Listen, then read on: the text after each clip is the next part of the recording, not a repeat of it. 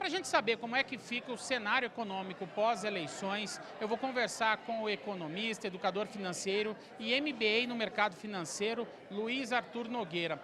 Luiz, eu gostaria de começar essa entrevista te perguntando se hoje é possível delinear como deve ser arquitetada a economia nacional com um novo governo de centro-esquerda. Bom, o ano que vem o Brasil vai crescer menos do que cresceu esse ano, mas isso não tem a ver diretamente com a mudança de governo. Ocorre que o mundo inteiro vai crescer menos por conta da alta de juros nos Estados Unidos e na Europa. Isso desacelera o crescimento lá fora.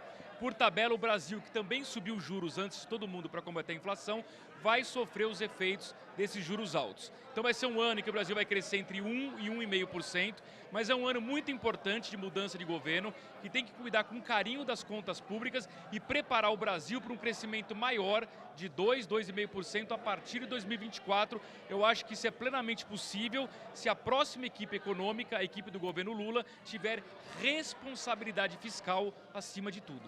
Qual cenário devemos ter no Brasil se observarmos as características políticas? Oportunidade de acordo entre Mercosul e União Europeia, por exemplo? Bom, na verdade, a gente tem um governo de esquerda entrando, mas a gente não tem clareza ainda se a equipe econômica será de esquerda.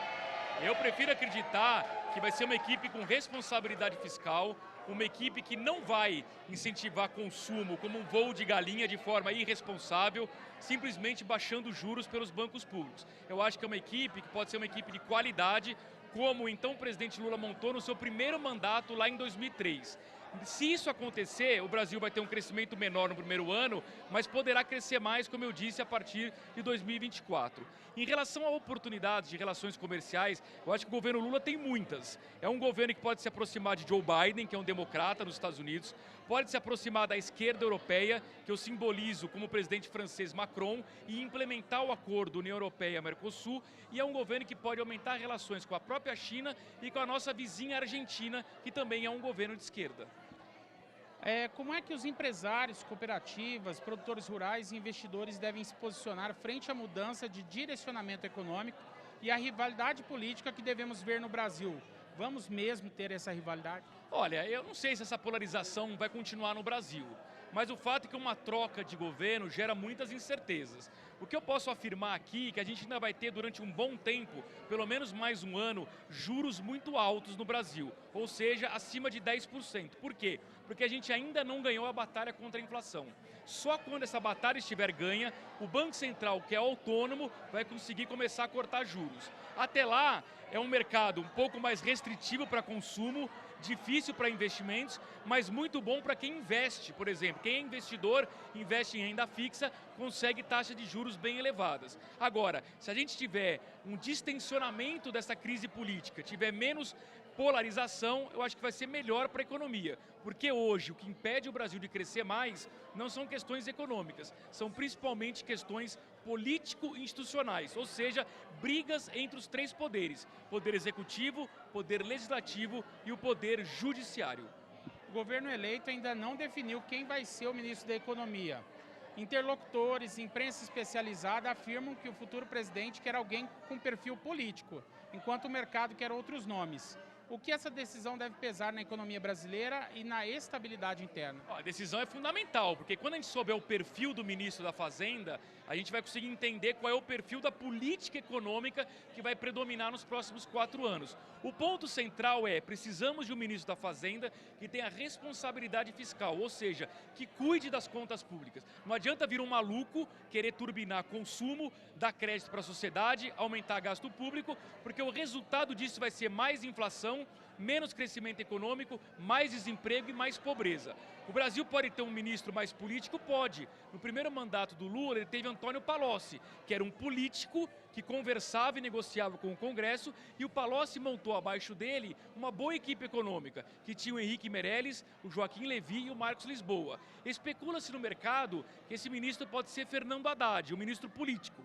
Até aí é algo que o mercado não gosta muito, mas pode até dar certo se o Haddad colocar abaixo dele uma equipe econômica de qualidade, por exemplo, liderada pelo Pércio Arida, que é um dos pais do Plano Real. Então, na verdade, a definição da equipe econômica é muito importante e a partir dela a gente vai ter mais clareza sobre o que esperar da economia no governo Lula ao longo dos próximos 4 anos. Agora, Luiz Arthur, pegando um gancho aí no que você falou, é muito importante que essa equipe, essa nova equipe econômica, mantenha a autonomia do Banco Central. Isso é de suma importância, né? Exato, que respeite acima de tudo a autonomia do Banco Central. Por que eu digo respeitar?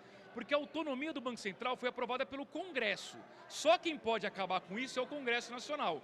Mas se a equipe econômica não respeitar, ela vai ficar dando palpites sobre juros. Por exemplo, imagine um contexto em que o governo tem o descontrole das contas públicas, a expectativa de inflação piore e o Banco Central suba juros. E aí chega o ministro da Fazenda e começa a criticar a alta de juros, dizendo que ela está errada e que ela vai afundar a economia. Isso vai gerar muito ruído no mercado financeiro, vai ser ruim para todo mundo e vai piorar ainda mais a inflação.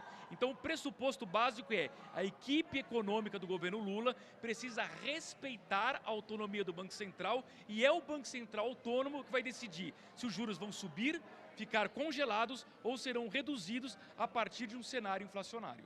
Ou seja, então temos boas perspectivas, né, para o novo governo, para o novo cenário econômico, mas é importante aí, né, que se mantenha firme e atento aos acontecimentos. Sem dúvida. Eu estou otimista com o governo Lula, eu espero que o bom senso prevaleça e que o governo Lula não coloque o Brasil no rumo da Argentina. O que é o rumo da Argentina? É um país que neste ano vai colher 100% de inflação. Esse caminho não funciona para o Brasil, que é um caminho de excesso de gastos públicos, é um caminho que afunda a população e aumenta a pobreza. Eu acho que o presidente Lula já mostrou no primeiro mandato que se ele quiser, ele sabe montar uma boa equipe econômica que vai dar um bom resultado. Mas também o mesmo presidente Lula mostrou que no segundo mandato e no governo Dilma Rousseff, ele sabe montar uma equipe econômica ruim, que tinha Guido Mantega. A dúvida é, vai montar uma equipe boa ou uma ruim? Eu acho que vai ser uma equipe boa, acho que Geraldo Alckmin, como vice-presidente, também nos dá garantia de que maluquices econômicas do estilo Argentina não serão cometidas aqui no Brasil. Tá certo. Então, olha só, conversei com o economista, especialista no mercado financeiro, Luiz Arthur Nogueira, falou aí como é que deve se comportar o cenário econômico do Brasil no ano de 2023. Luiz Arthur, muito obrigado pela sua entrevista. Eu que agradeço e como mensagem final gostaria de lembrar a todos que o Brasil é maior do que qualquer governo. Isso vale para todos os governos, vale inclusive para o governo Lula. Ou seja, o sucesso da sua empresa, o seu sucesso profissional depende das suas decisões e não das decisões de Brasília.